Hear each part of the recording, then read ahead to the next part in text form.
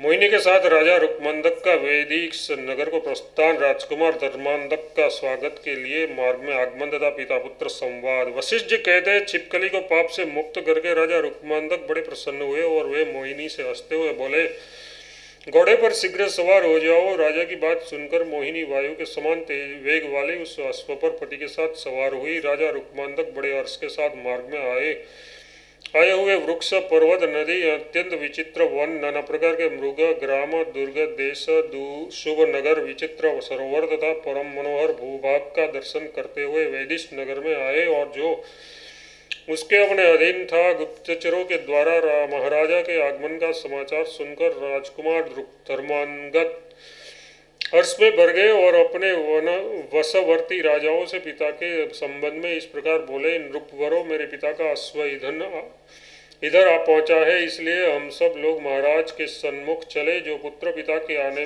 उनकी अवगानी के लिए सामने नहीं जाता, वह 14 इंद्रों के राज्य काल तक घोर नरक को पड़ा रहता है।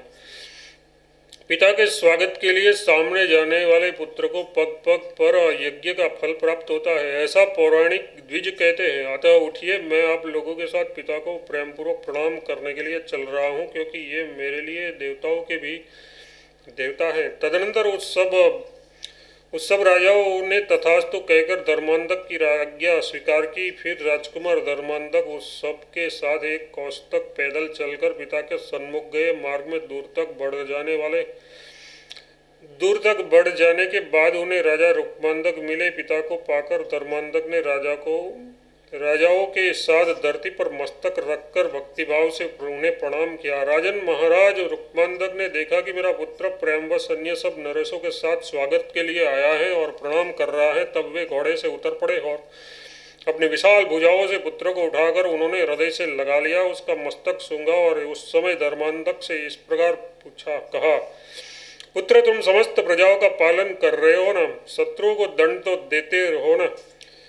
खजानों को न्यायोपार्जित धन से भरते रहते हो ना? ब्राह्मणों को अधिक संख्या में स्थिर वृत्ति तुमने दी है ना? तुम्हारा शील स्वभाव सबको रुचिकर प्रियतम होता है ना? तुम किसी से कठोर बात तो नहीं करते? अपने राज्य के भीतर प्रत्येक पुत्र पिता की आज्ञा का पालन करने वाला है ना? बहुएं सास का कहना मानती है ना? अपने स्वामी के अनुकूल चलती है ना? तिनके और घास से भरे हुए गोचर भूमि में जाने से गौओं को रोका तो नहीं जाता? अन्न आदि के तोलो और माप आदि का तुम सदा निरीक्षण तो करते हो ना? वत्स, किसी बड़े कुटुंब वाले गृहस्थ को उस पर अधिक कर लगाकर कष्ट तो नहीं देते न? तुम्हारे राज्य में कभी भी मदिरापान और जुआ आदि का खेल तो नहीं होता? अपनी सब माताओं की संभावना से देखते हो ना? वत्स, लोग एकादशी के दिन भोजन तो नहीं करते? अमावस्या के दिन लोग श्राद्ध करते हैं ना? प्रतिदिन रात के पिछले पहर में तुम्हारी नींद खुल जाती है ना? क्योंकि अधिक निंद्रा अधर्म का मूल है। निंद्रा पाप बढ़ाने वाली है। निंद्रा दरिद्रता की जननी तथा कल्याण का नाश करने वाली है। निंद्रा के वश में रहने वाला राजा अधिक दिनों तक पृथ्वी का शासन नहीं कर सकता। निंद्रा व्यभिचारिणी स्त्री की भांति अपने स्वामी के लोक परलोक दोनों का नाश करने वाली है।